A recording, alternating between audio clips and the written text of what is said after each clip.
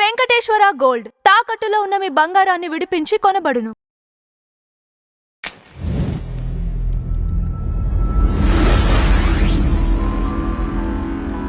అసలు ఈ భారతదేశం ఎవరిది?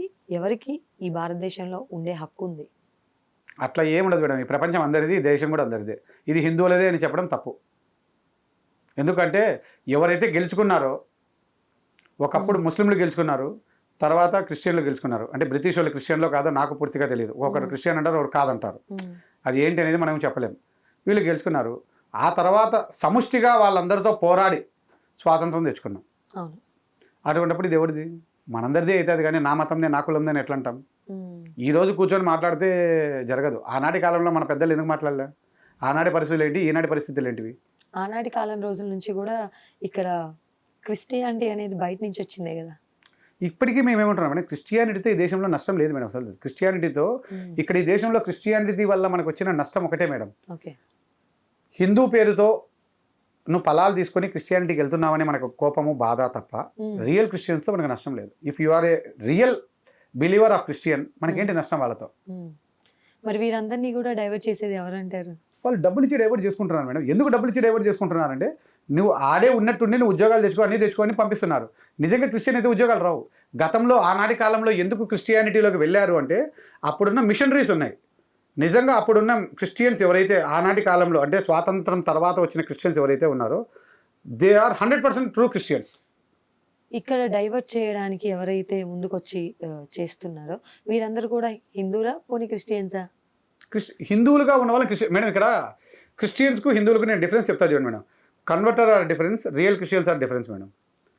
ఒక అనాథ దొరికాడు అనుకోండి, ఒక అనాథ అక్కడ మనకు కనిపించాడు, మీకు కనిపిస్తే ఆ అనాథని ఏం చేస్తారో చెప్పండి. ఎక్కడున్న హిందువులకి అనాథ శరణాలయాలు? హిందూ దగ్గర తీయడు. వాడు నా కులమోడు కాదు. వాడు ఏ మతమో ఏ కులమో నాకు తెలియదు. నేను తీయను. ముస్లిం ఏం చేస్తాడు? ముస్లిం అయితే తీసుకెళ్ళిపోతాడు. ఏం చేస్తాడు? తీసుకెళ్తాడు. నా మత క్లారిటీ మీకు అక్కడ కావాల్సింది ఏంది మేడం? ఆ అనాథను అతను ఏం చేస్తాడు? హక్కును చేర్చుకుంటాడు. మీరు చెప్పేదే తప్పు మేడం. అక్కడ అతను ఏం చేస్తాడు అంటే, అతనికి బానిసగా చేసుకుంటాడు. నాకు ఒక పన్నోడు దొరికాడు, వాళ్ళకేం పిల్లనియ్యడు. నువ్వు నా మతంలో, నేను మతంలో తీసుకుని నాకు పిల్లని ఇస్తాను, నాకు ఆస్తి ఇస్తానేం చెప్పడు. అతనికి ఒక బానిసగా టీలు తెచ్చేదానికి, భోజనాలు తెచ్చేదానికి చేసుకుంటాడు. వేరే క్రిస్టియన్ ఏం చేస్తారో మీరు చెప్పండి.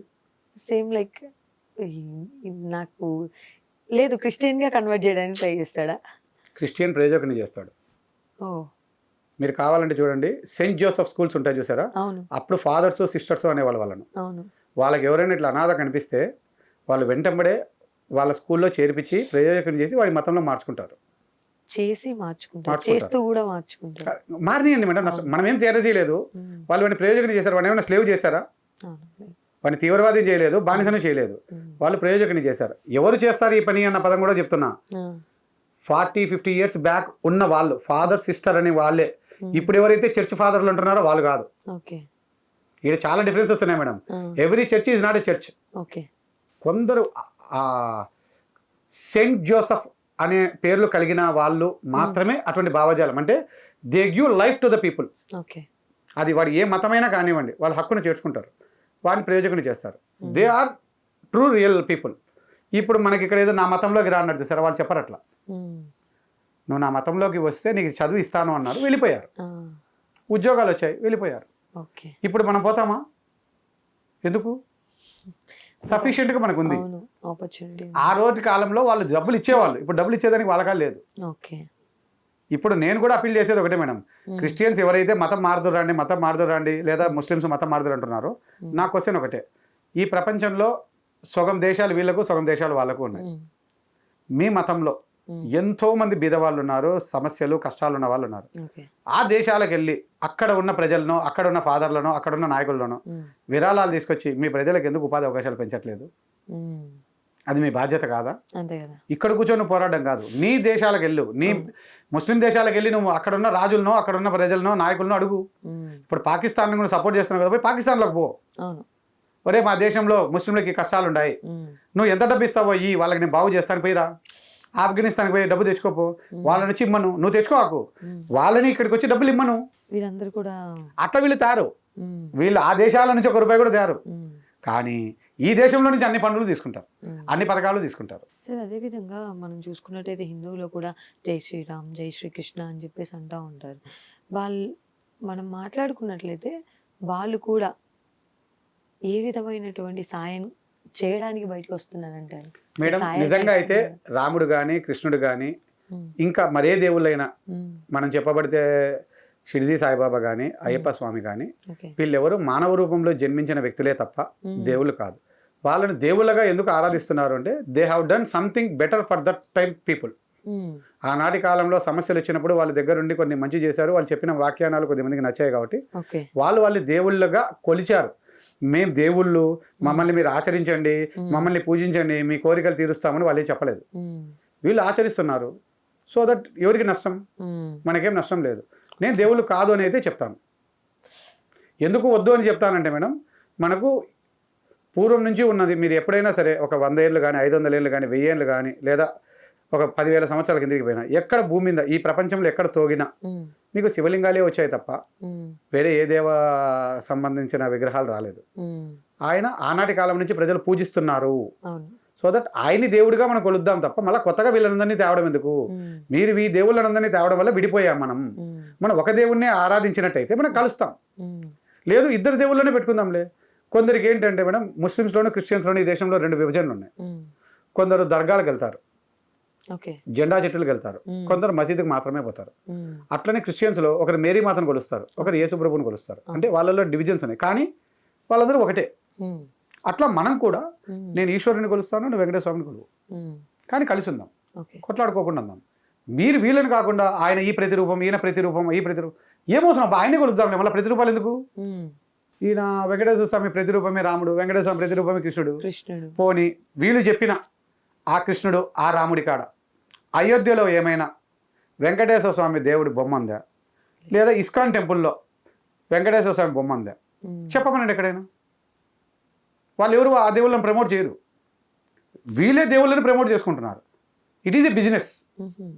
వీళ్ళు ప్రమోట్ చేయాలి అనుకున్నట్టయితే ఎందుకు వీళ్ళు స్కూల్ కట్టట్లేదు, ఎందుకు కాలేజీలు కట్టట్లేదు, ఎందుకు హాస్పిటల్ కట్టట్లేదు? ప్రమోట్ ఎలా చేసుకుంటారు? కొత్త దేవుని హిందువులలో యూనిటీ లేదు కాబట్టి జై శ్రీరామ్ అని వీళ్ళు ఒకవేళ జనాన్ని ఏకం చేసే దానికోసం అంటున్నారు అనుకుంటే అనుకుందాం madam. But they are promoting business. నీకు శివాలయాలు ఉండగా మళ్ళీ ఈ దేవాలయాలు ఎందుకు కట్టాలి? ఆ దేవాలయాలకు పోయి కూర్చుందాంపా, ఆ దేవాలయాల్లో మాట్లాడుకుందాంపా. అక్కడ యూనిటీ లేదు. ఈ దేవాలయాలు ఎందుకు కొత్తగా కడతారంటే కొత్తగా కట్టే దేవాలయాల్లో ఆదాయం వస్తుంది, ఎండోమెంట్స్కి పోదు. ఈ రోజు మీరు దేవాలయాలు కట్టుకున్నా ఎండోమెంట్లకు పోవు, అందుకు వీళ్ళు దేవాలయాలు కడతారు. ఇస్కాన్ టెంపుల్ ఏమైనా ఎండోమెంట్లో ఉందా? ఎందుకు లేదు? రామ మందిరాలు ఏమైనా ఎండోమెంట్లో ఉన్నాయా? ఉండవు. చట్టాలు ఇప్పుడు అట్లా వచ్చాయి కాబట్టి వీళ్ళు కొత్తగా దేవుళ్ళని కట్టుకుని వ్యాపారం చేసుకుంటున్నారు. వీళ్ళు పబ్లిక్తో ఇప్పుడు ఈయన చిన్నజీఆర్ గారు దేవుళ్ళని కట్టుకున్నారు, అదేమైనా ఎండోమెంట్లో ఉందా? లేదు కదా. మళ్ళీ ఆయన జనం నుంచి డబ్బు తీసుకుంటున్నాడు కదా. ఏంటి అంటే ఇవన్నీ మనలో క్లారిటీ లేక వాళ్ళు దేవుడి పేరుతో వ్యాపారాలు చేస్తున్నారు. మేమంటున్నాను వ్యాపారం చెయ్యి, but do something for the society. నువ్వు తీసుకున్నావు కదా, అక్కడే ఒక వేద పాఠశాల కాకుండా మన హిందూ సాంప్రదాయాన్ని ప్రతిబంధించే స్కూల్ కట్టండి, కాలేజీలు కట్టండి. ఒక చోట స్కూల్ కట్టండి, ఇంకో చోట హాస్పిటల్ కట్టండి, ఇంకో చోట కాలేజీలు కట్టండి, ఇంకో చోట ఇంకో రకమైన ఇన్ఫ్రాస్ట్రక్చర్ని డెవలప్ చేయండి. ఇప్పుడు మనకు చదువు నేర్పించారు కానీ సంస్కారం నేర్పలేదు మేడం. ఆ సంస్కారం ఎవరు నేర్పాలి? ఇప్పుడు ముస్లిమ్స్కి వెళ్ళారనుకో, ఎక్కడికి నన్ను చూసి చాలా మంది ముస్లిం అంటారు, నా గడ్డాన్ని చూసి సలాం అలైకుం భయ్ అంటారు. నాకేమనాలో తెలియదు. అంత చిన్న పిల్లడు వాడు ఎవడో కూడా నాకు తెలియదు, వాడు నన్ను అంటున్నాడు. వాడికి ఆ సంస్కారం ఎవరు నేర్పించినారు? అక్కడ వాళ్ళకి మసీదుల్లో నేర్పించారు. పోనీ మనకు అట్లా సంస్కారం ఏమైనా ఉందా? మళ్ళీ ఎవరు నేర్పాలి? అది బడి నేర్పాలి. ఆ బడులు ఇప్పుడు ఏమైనా నేర్పుతున్నాయా? నేర్పలే. కాబట్టి మనం మన ఊర్లో ఉన్న గుడి తరపున ఉన్న స్థలాల్లో బడి కట్టి ఆటలు పెట్టి ఏకం చేస్తే అన్నీ కలుస్తాయి. ఈరోజు మీరు చూస్తున్న కార్పొరేట్ స్కూల్స్ అన్నీ కూడా సంస్కారం లేవు, ఆటలు లేవు. అవి కావాలి అనుకుంటే మన ఊర్లో బడి కట్టుకున్నట్టయితే ఆటలు కూడా వస్తాయి, బడితో పాటు వికాసం వస్తుంది, కలిసిపోతారు. ఇట్లా కలిసే చదువులు కావు. నేను అది కోరుకుంటాను.